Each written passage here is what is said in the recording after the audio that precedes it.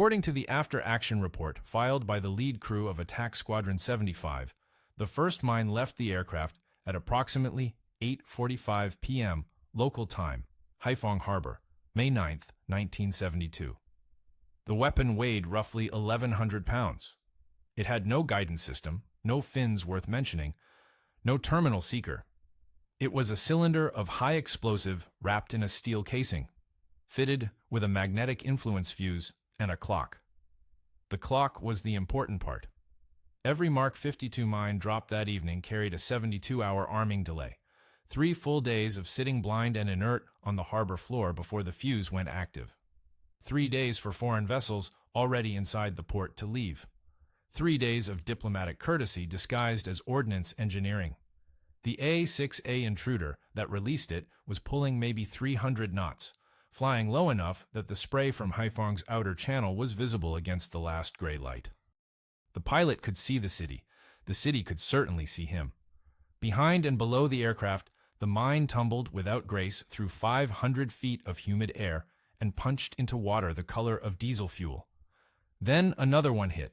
Then another. 9 aircraft from the USS Coral Sea made the run that evening. They carried 36 mines between them, not 3,600, not 360, but 36. The number is so small it reads like a typo in the operational summary. More than a few historians have double-checked it over the decades. 36 mines to shut down the primary supply artery of a nation at war.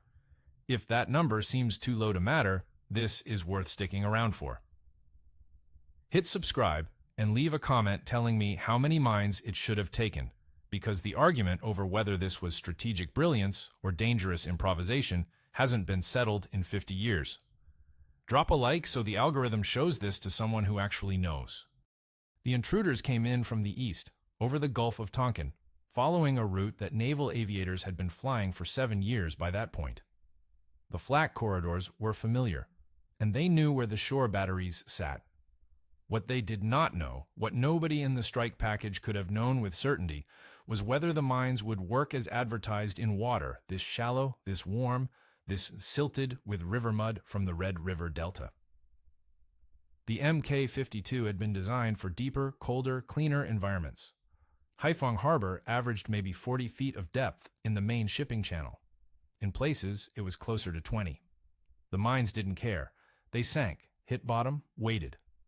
Back in Washington, President Nixon was still talking. His address to the nation had begun at 9 p.m. Eastern Time, which was 8 a.m. on May 10th in Hanoi, roughly 11 hours after the mines splashed down. Nixon told the American public that he had ordered the mining of Haiphong and 6 other North Vietnamese ports. He laid out conditions for removal.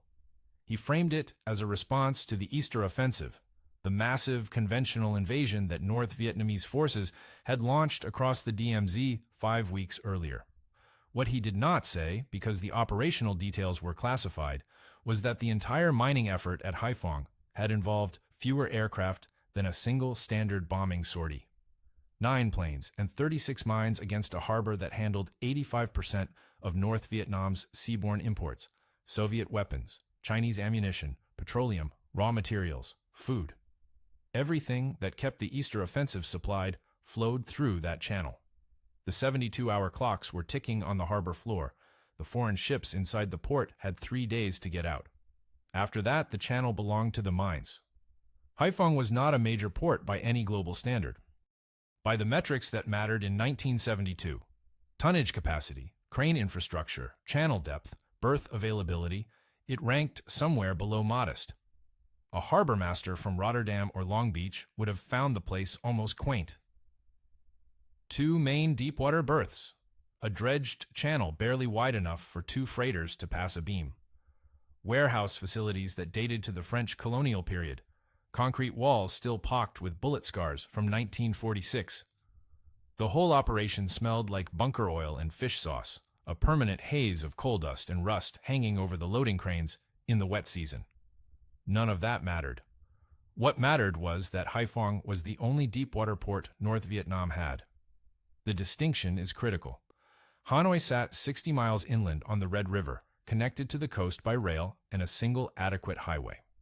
Every ton of Soviet military hardware that arrived by sea, every crate of AK-47s, every disassembled SA-2 missile, every T-54 tank chained to a freighter deck, came through Haiphong first. The port handled an estimated 2 million tons of imported material per year by the early 1970s. According to Defense Intelligence Agency assessments compiled between 1969 and 1971, seaborne imports through Haiphong accounted for roughly 85% of all foreign goods entering North Vietnam. The remaining 15% trickled across the Chinese border by rail and truck, useful but nowhere near sufficient to sustain a conventional offensive. And the Easter Offensive was ravenously conventional. This was not the guerrilla campaign of the mid-1960s. Beginning March 30th, 1972, North Vietnamese forces had pushed approximately 120,000 regular troops across the DMZ and through the Central Highlands, supported by Soviet-supplied armor, artillery, mobile anti-aircraft batteries. The logistical appetite of that force was staggering. A single North Vietnamese division in sustained combat operations consumed between 50 and 80 tons of supplies per day: ammunition, fuel, food, medical equipment, replacement parts. Multiply that across 14 committed divisions, and the math gets uncomfortable fast. All of it flowed south from Haiphong. Soviet freighters made the run regularly, departing Vladivostok and transiting the South China Sea on schedules so predictable that U.S. naval intelligence could estimate arrival windows within 48 hours. Chinese cargo vessels operated on shorter routes from Hainan and Guangzhou. Polish and East German merchant ships appeared in the harbor logs with surprising frequency, a detail that occasionally gets overlooked in American accounts focused on the two primary patrons. The port operated around the clock. Offloading continued under floodlights through the night, crews working in shifts to clear berth space for the next arrival. The flow had been essentially uninterrupted for 7 years. President Johnson had considered mining Haiphong as early as 1965. The Joint Chiefs recommended it repeatedly. Every proposal died somewhere between the Pentagon and the Oval Office, killed by the same fear that a Soviet or Chinese vessel might strike a mine and a crewman might die, and the escalation ladder might reach a rung nobody wanted to stand on. So, the port kept feeding, and the war kept eating. Admiral U.S. Grant Sharp, Commander-in-Chief Pacific, put it about as bluntly as a 4-star officer could in official correspondence. The mining of Haiphong, he wrote to the Joint Chiefs in 1966, was the single most effective action the United States could take to reduce the flow of war material into North Vietnam. He said it again in 1967, and again in 1968. The recommendation sat in filing cabinets at the Pentagon like a prescription nobody would fill. The reasons for refusal never changed.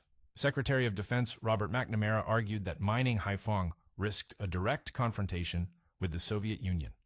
Soviet merchant vessels transited the harbor regularly. A mine does not check the flag of the hull passing over it. If a Soviet sailor died in Haiphong Harbor because of an American weapon, the escalation calculus shifted into territory that made civilian leadership physically ill. The Chinese dimension was worse in some ways.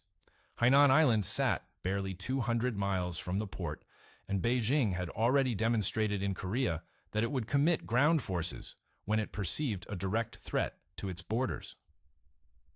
McNamara's position, shared by Secretary of State Dean Rusk and most of Johnson's inner circle, was that the military benefit of closing Haiphong did not justify the risk of widening the war into a superpower conflict. The Navy disagreed, forcefully, repeatedly, through every available channel. According to the Pentagon Papers and subsequent declassified memoranda, the Joint Chiefs formally recommended mining North Vietnamese ports no fewer than 7 times between 1965 and 1968. The proposals varied in scope. Some called for Haiphong alone. Others included the 6 smaller coastal ports and river mouths that handled the remaining trickle of seaborne traffic. The military logic was almost insultingly simple. North Vietnam produced virtually none of its own heavy weapons. Cut the sea lane, and the supply dried up.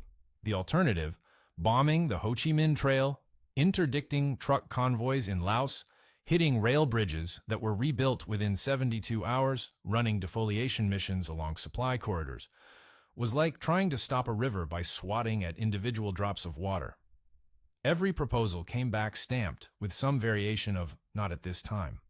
One detail from this period leads nowhere particularly useful, but it is worth recording.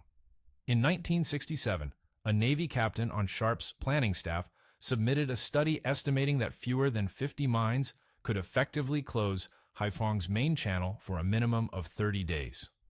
The study circulated internally, drew favorable comment from several flag officers, and then vanished into the classification system.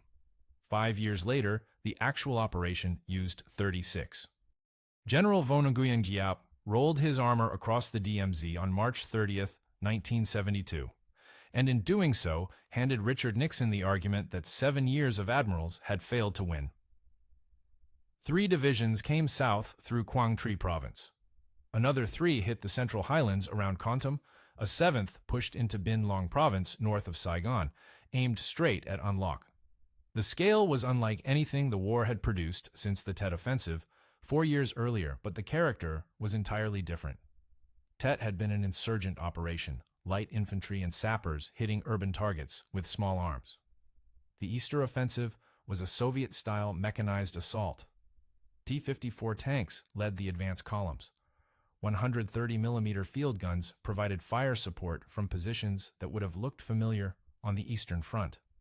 Mobile SA-2 batteries traveled with the forward divisions, denying low-altitude air support for the first time in the war. North Vietnamese forces even deployed the shoulder-fired SA-7 Grail, a weapon American pilots in-country had never encountered before. Every one of those systems had arrived by ship, through Haiphong. The initial results were devastating. South Vietnamese forces in Quang Tri Province broke under the weight of the assault. The 3rd ARVN Division effectively ceased to exist as a fighting unit within the first 72 hours. Its defensive positions overrun by armor it lacked the weapons to stop. Refugees clogged Highway 1 heading south. By mid-April, Quang Tri City had fallen, and Loc was under siege, and Kontum was holding by a margin so thin that American advisors on the ground were calling in B-52 strikes within 1,000 meters of their own positions. The intelligence picture was damning in a specific way. According to Defense Intelligence Agency estimates circulated to the National Security Council in April 1972, North Vietnam had received approximately 3,000 tons of military supplies per day through Haiphong during the 6 months preceding the offensive. Ammunition stockpiles had been pre-positioned along the DMZ and in Laotian staging areas through the winter months of 71 and 72. The tanks rolling south had been offloaded at Haiphong's berths, driven to dispersal areas outside the city, and moved down improved roads under jungle canopy. The entire offensive had been assembled in plain sight of American reconnaissance, but the supply chain that built it had never been touched. Nixon's national security advisor, Henry Kissinger, was in Moscow when the offensive's full scope became clear. He was negotiating arms control. The juxtaposition was grotesque. American diplomats discussing strategic stability with the same government whose weapons were killing South Vietnamese soldiers by the hundreds. Kissinger communicated to Nixon that the Soviets showed no inclination to restrain Hanoi. The word he used in back-channel communications, according to declassified memoranda, was dismissive. Moscow treated the offensive as Hanoi's business. Nixon now faced the choice the Johnson administration had spent half a decade avoiding. The British had faced something comparable in 1940, though the geometry was reversed. Churchill's decision to mine Norwegian coastal waters, Operation Wilfred, carried the same underlying calculus. Neutral shipping would be affected. A major power might respond with force. The strategic benefit of cutting an enemy's supply line had to be weighed against the diplomatic cost of acting aggressively in contested waters. Churchill accepted the risk. The Germans invaded Norway the same week, which scrambled the consequences beyond recognition. But the core logic held. When an enemy's supply line is feeding a campaign that threatens to overwhelm your position, The political cost of inaction eventually exceeds the political cost of acting. The arithmetic was identical, and it was sitting on Nixon's desk. On May 8th, Nixon convened the National Security Council and authorized Operation Pocket Money. The name was almost absurdly understated for what it represented. The first offensive mining of an enemy harbor by American forces since the Pacific Campaign of World War II. The order specified Haiphong as the primary target, with 6 additional ports and river mouths to follow. The 72-hour arming delay was Nixon's personal addition to the operational plan, a diplomatic pressure valve designed to give Soviet and Chinese vessels time to clear the harbor before the mines went active. The admirals, who had spent 7 years writing proposals that nobody read, were not consulted on the final decision. The order went from the White House to CINCPAC to 7th Fleet to Task Force 77. The Coral Sea's Air Wing had rehearsed mine delivery procedures weeks earlier, anticipating exactly this contingency. The aircraft were loaded, briefed, and launched within hours. 36 mines dropped from 9 aircraft into a harbor that had swallowed 3,000 tons of war material a day for 7 years and was about to swallow something else entirely. Rear Admiral James Holloway III, Commander Task Force 77, later described the operational timeline in terms that bordered on disbelief. The order arrived from CINCPAC on the afternoon of May 8th. Aircraft launched the following evening. Elapsed time from presidential authorization to weapons in the water, roughly 30 hours. The speed was not improvisation, it was the product of years of preparation. At Naval Air Station Lemoore in California, mine delivery had been a standard training evolution for A-6 intruder crews since the late 1960s. At Cuby Point in the Philippines, Mark 52 mines sat in naval weapons storage facilities, inventoried, maintained, rotated on schedule.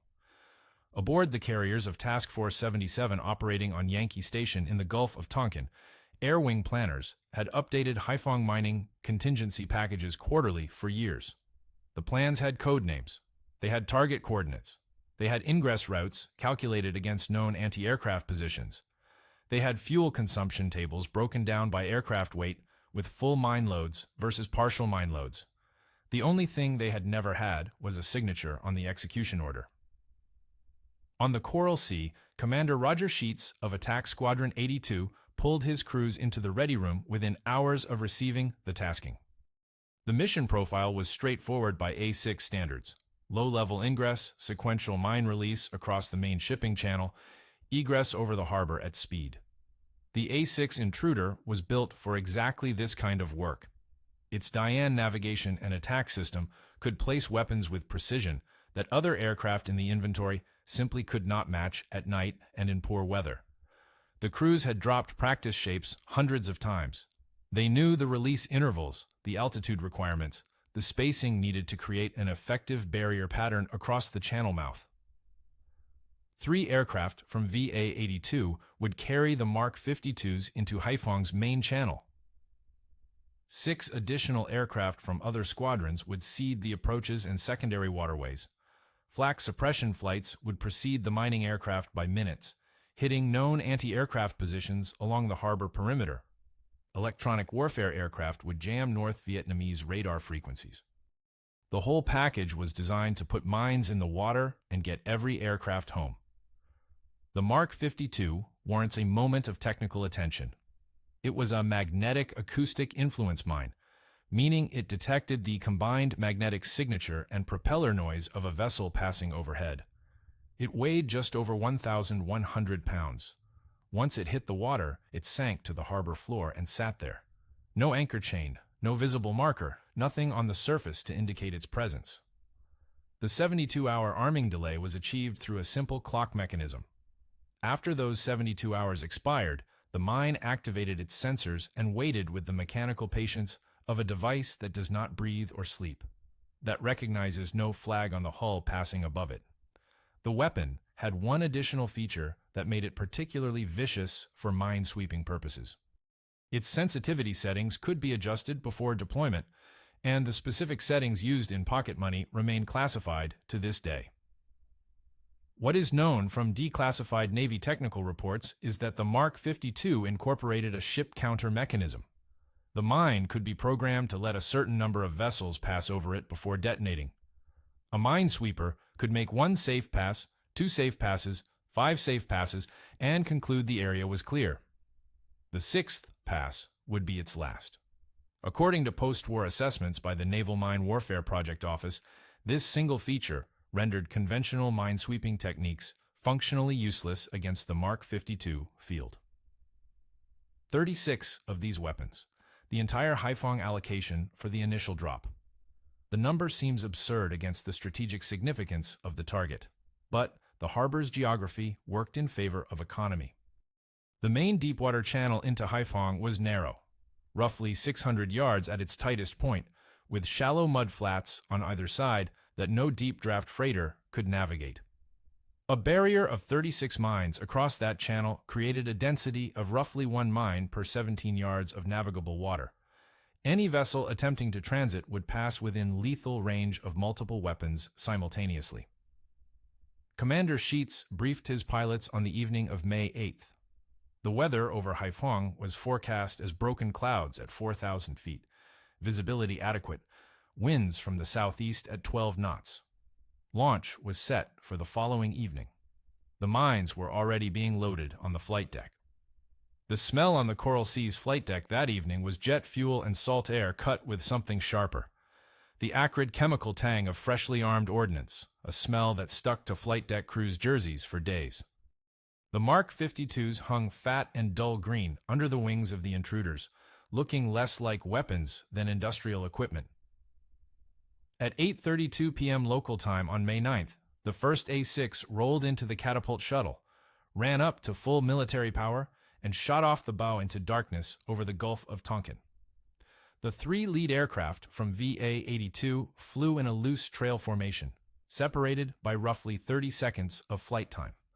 They crossed the coast north of the Dosun Peninsula at 400 feet, fast enough to compress the time spent inside the anti-aircraft envelope, but slow enough for accurate mine release. The Diane system in each aircraft had been programmed with sequential release points along the channel. The bombardier navigator in the right seat monitored the system while the pilot held altitude and heading, locked into the numbers, not thinking about it anymore. There was no room for creative flying. The mines had to hit specific coordinates in specific sequence to create the barrier pattern. Deviate and the field would have gaps. Gaps meant ships could still transit. North Vietnamese gunners opened fire almost immediately. The flak suppression flights had gone in minutes earlier, hitting known AAA positions along the harbor perimeter with cluster munitions and 500-pound general-purpose bombs. According to the mission debrief compiled by the Coral Sea's intelligence section, the suppression strikes degraded but did not eliminate defensive fire. 57mm and 85mm batteries on the eastern shore of the channel were still active when the mining aircraft arrived. Tracers came up in streams, visible even against the low cloud deck, bright chains of orange and white arcing across the flight path. The EA-6B Prowler's jamming degraded radar-directed fire, which meant most of what the North Vietnamese threw up was optically aimed. Barrage fire, volume over accuracy. The lead intruder made its run in approximately 3 minutes, releasing mines at timed intervals across the channel mouth. The second aircraft followed the same track 30 seconds later. The third completed the primary barrier pattern. Total time from first mine in the water to last mine in the water across the main channel, under 9 minutes. All 3 aircraft took hits. The after-action report describes the damage in the flat clinical language that naval aviators use when they would rather not discuss how close things got. Shrapnel damage to wing surfaces. A hydraulic line nicked on the No. 2 aircraft. The lead intruder took fragments through the vertical stabilizer that the crew did not discover until they were back aboard the carrier and the plane captain pointed at the holes. No aircraft was lost, no crew member was wounded. The 6 additional aircraft seeding the secondary approaches and river mouths reported similar conditions, heavy but inaccurate fire, no losses. By 8:54 p.m., every mine was in the water. The entire Haiphong mining operation, from first weapon release to last, had consumed less time than a network television commercial break. The aircraft recovered aboard the Coral Sea without incident. Flight deck crews chained them down, and ordnancemen began the post-mission inspection of pylons and release mechanisms, the tedious, necessary work that nobody films. Below decks, the intelligence debrief lasted longer than the mission itself. Crews described anti-aircraft fire patterns, estimated battery positions, noted timing of radar emissions. All of it went into the classified record. Somewhere on the floor of Haiphong's channel, 36 cylinders settled into the mud. Their clock mechanisms had started the moment they hit the water. 72 hours from now, at approximately 9 p.m. on May 12th, the sensors would activate. Any vessel with a steel hull and a turning propeller that entered that channel after that moment was gambling with arithmetic that favored the mine. Nixon's words reached American living rooms at 9 p.m. Eastern Time on May 9th, which was 9 a.m. on May 10th in Hanoi. He told the nation that all entrances to North Vietnamese ports were being mined, that ships had 3 days to leave safely, and that the mining would continue until American prisoners of war were returned and an internationally supervised ceasefire was in effect. His tone was measured, almost flat. He read from prepared text without raising his voice. The mines had been in the water for roughly 30 minutes when the broadcast began. That precision was no accident. According to National Security Council scheduling documents declassified in the 1990s, Nixon's speechwriting team had coordinated directly with the Pentagon's Operations Directorate to synchronize the broadcast window with the expected weapons release timeline. The President of the United States could not go on live television and announce that he had mined Haiphong Harbor before the mines were actually in the harbor. The operation had to succeed first, but he also could not wait. The 72-hour arming delay meant nothing if foreign governments learned about the mining through intelligence channels rather than an official announcement. Every hour of silence was an hour in which a Soviet captain might unknowingly sail into a field that would kill him 3 days later. So the window was impossibly narrow. Launch the aircraft, wait for confirmation of successful mine release, then go live. The confirmation came via flash precedence message from the Coral Sea to CINCPAC to the National Military Command Center in the Pentagon. Someone in that chain picked up a phone and called the White House. Nixon walked to the podium. The Soviets were furious. Their ambassador, Anatoly Dobrynin, had been summoned to the White House and informed of the operation just hours before the broadcast. Dobrynin's account, published decades later, described the meeting as terse. Kissinger delivered the notification with what Dobrynin characterized as a deliberate coldness. The diplomatic language was precise. The United States was not blockading Haiphong, which would constitute an act of war under international law. The United States was mining its approaches, which occupied a different and considerably grayer legal category. The distinction mattered enormously in Moscow, where the Politburo had to decide whether 36 cylinders on the bottom of a Vietnamese harbor justified derailing détente, the strategic arms talks, and a planned Moscow summit that was weeks away. They decided it did not.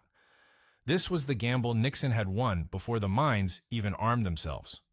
The entire strategic calculation behind pocket money rested on a single bet: that the Soviet Union valued its bilateral relationship with the United States more than it valued Hanoi's supply line.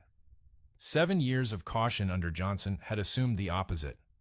For 7 years, admirals had written proposals that went nowhere, overruled by the fear that mining Haiphong would provoke Moscow into escalation.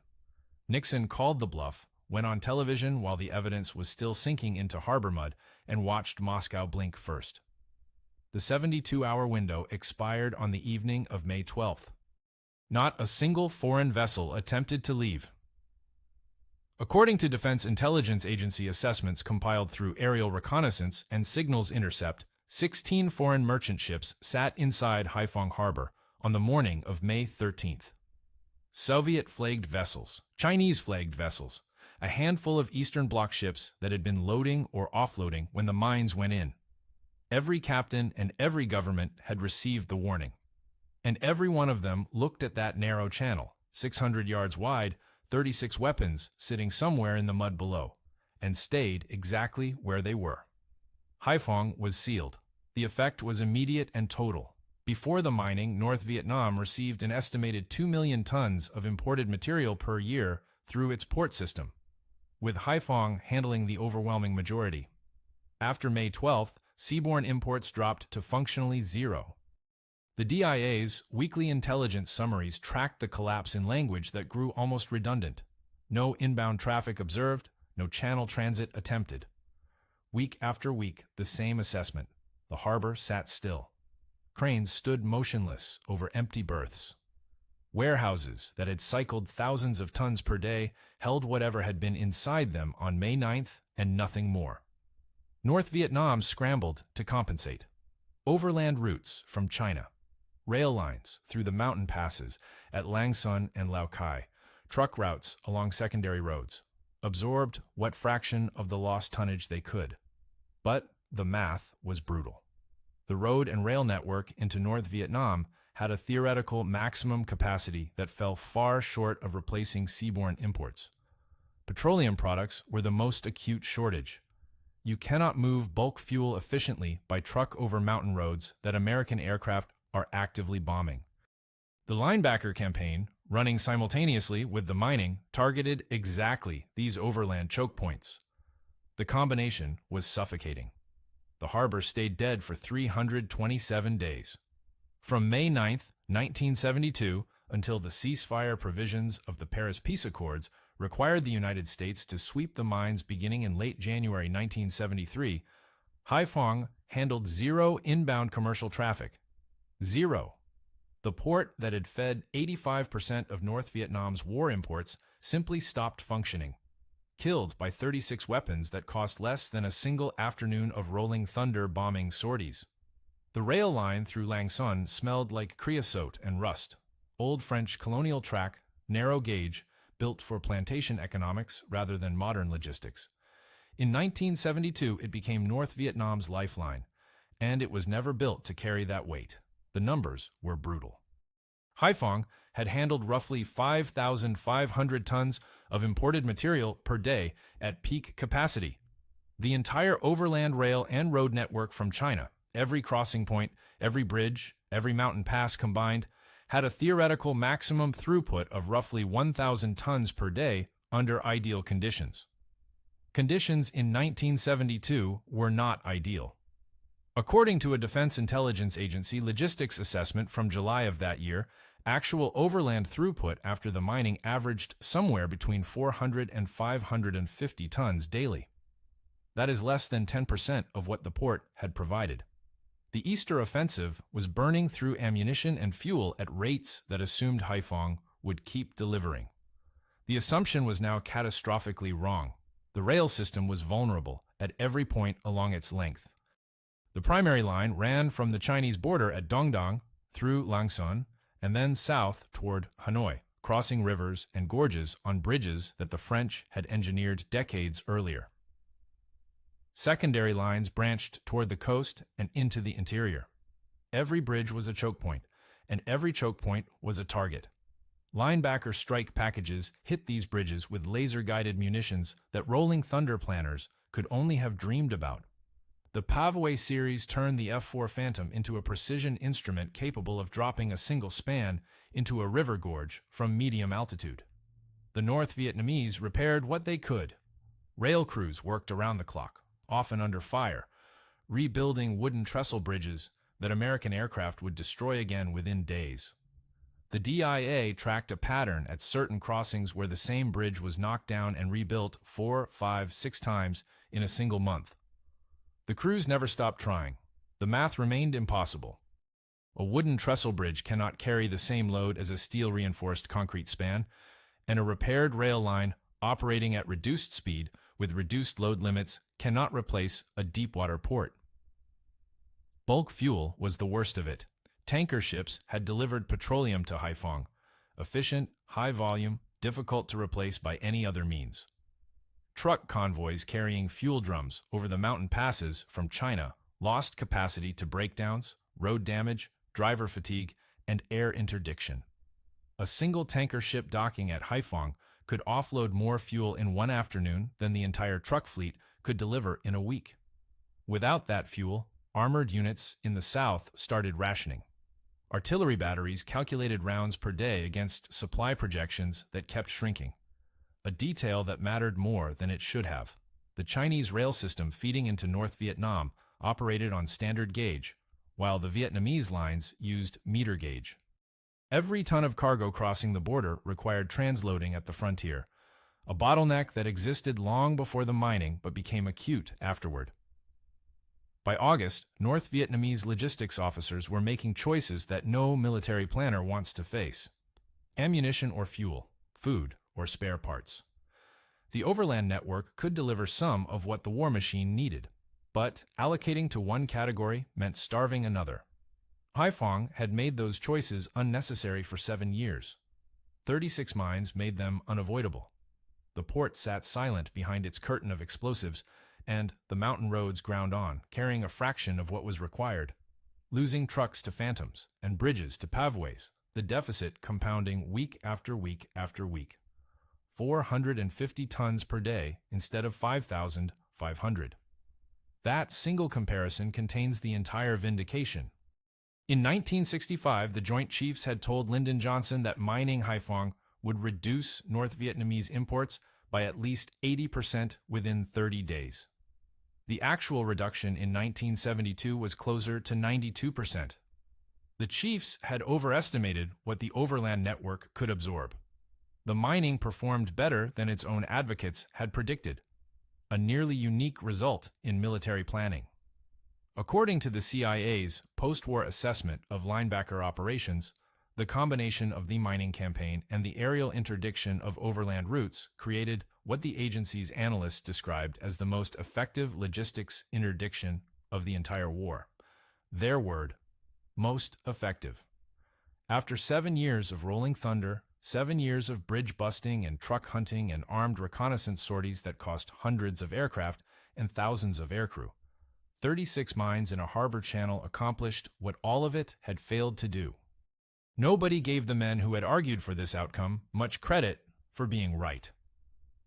Admiral U.S. Grant Sharp retired in 1968, 4 years before pocket money proved his analysis correct. He had spent his tenure as CINC-PAC fighting a two-front war, one against North Vietnam and one against the civilian leadership in Washington that refused to let him prosecute the first war effectively. The mining proposals he championed gathered dust in Pentagon filing cabinets, while the bombing campaign he was allowed to run bled aircraft at a rate that should have been unconscionable. Sharp wrote about it afterward, and the frustration in his prose is controlled but unmistakable. He laid out the logic with the patience of a man who had explained it too many times to people who did not want to hear it. Cut the port, starve the offensive, force negotiations from a position of strength, end the war on favorable terms. The logic never changed. What changed was the willingness to act on it, and that took the Easter Offensive rolling across the DMZ with Soviet tanks to finally tip the balance. The smell of hydraulic fluid and salt spray on the Coral Sea's flight deck on the evening of May 9th, that was what 7 years of institutional resistance finally condensing into action smelled like.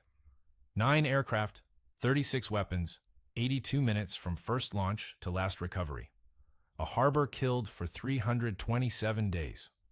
The Paris Peace Accords were signed in January 1973. The relationship between the mining, the linebacker bombing, and Hanoi's willingness to negotiate remains debated among historians. What is not debated is the arithmetic. Before the mines, Haiphong fed a war. After the mines, it fed nothing.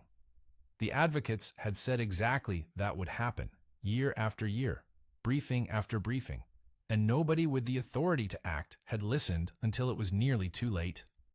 The most cost-effective naval operation of the Vietnam War lasted 82 minutes and used 9 aircraft. The Navy's own post-war analysis, compiled by the Center for Naval Analyses in 1976, calculated the cost-exchange ratio of Operation Pocket Money against the Rolling Thunder interdiction campaign that preceded it. The comparison was so lopsided that the analysts devoted an entire appendix to explaining their methodology, apparently anticipating disbelief. Rolling Thunder had flown over 300,000 sorties between 1965 and 1968. It lost 922 aircraft. The cost in airframes alone, not counting ordnance, fuel, carrier operating expenses, search and rescue operations, or the incalculable expense of training replacement aircrew, ran into billions. The interdiction effect on North Vietnamese logistics was measurable but partial, reducing throughput by perhaps 20 to 30% during peak bombing periods. Pocket Money's 36 mines achieved a 92% reduction. The weapons themselves cost less than the fuel burned by a single Alpha Strike package flying a routine armed reconnaissance mission over Route Package 6. The Center for Naval Analyses report does not use the word embarrassing anywhere in its text. It doesn't need to. At the Naval War College in Newport, Rhode Island, Operation Pocket Money entered the curriculum as a case study in economy of force almost immediately after the war ended. It stayed there. Successive classes of mid-career officers studied the same set of facts: the 7-year delay, the political constraints, the 36 weapons, the 327 days of closed harbor, and arrived at conclusions that their instructors carefully avoided stating outright. The British had encountered a similar dynamic during the Falklands War a decade later, when the submarine HMS Conqueror's single torpedo attack on the cruiser General Belgrano accomplished more to shape Argentine naval behavior than weeks of surface operations. A single act of violence, properly targeted, and the Argentine surface fleet stayed in port for the rest of the war. The comparison has limits, but the underlying logic is the same. The mine clearance operation that followed the Paris Peace Accords, designated Operation Endsweep, required 31 ships and took from February through July of 1973. 5 months to undo what 82 minutes had created. The Navy deployed the largest mine countermeasures force it had assembled since the Korean War, sweeping the approaches to Haiphong with a combination of mechanical sweep gear, magnetic influence equipment, and the CH-53 Sea Stallion helicopters that would become the backbone of American airborne mine clearance for decades afterward. Endsweep cost more, took longer, required vastly more personnel, and consumed vastly more political attention than Pocket Money. Laying mines has always been cheaper than clearing them. The entire strategic logic of naval mining rests on this disproportion, and Pocket Money made the case about as cleanly as any operation in the 20th century. Commander Roger Sheets, who led the first flight of A-6 intruders into Haiphong Harbor on the evening of May 9th, continued his naval career after the war. He eventually reached the rank of captain. According to Navy personnel records, he served in various aviation billings through the late 1970s and into the 1980s before retiring. The details of his post-Navy life do not appear in any source the public record makes readily available. His name surfaces in Vietnam War oral history archives at the Naval History and Heritage Command, attached to a recorded interview conducted in 1975. The interview remains partially restricted. Admiral James Holloway, who as Commander Task Force 77 oversaw the Pocket Money launch from the flag bridge of USS Kitty Hawk, went on to serve as Chief of Naval Operations from 1974 to 1978, the highest uniformed position in the Navy. Admiral U.S. Grant Sharp, who had argued for mining Haiphong from 1965 onward and retired before seeing it happen, died in 1995 in San Diego, California. He was 89 years old. 9. The operational file for Pocket Money was compiled under the Navy's standard after-action reporting system and assigned to the archives of Commander-in-Chief Pacific Fleet. Portions were declassified in stages throughout the 1980s and 1990s under mandatory review procedures. The Center for Naval Analyses Study, CNA Research Memorandum, 76-0341, was declassified in 1981.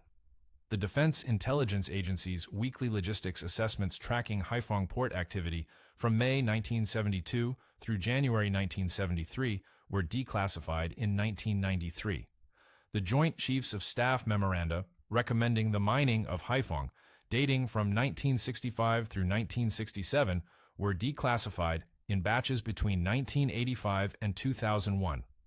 File Series JCS 2339/305, National Archives, College Park, Maryland.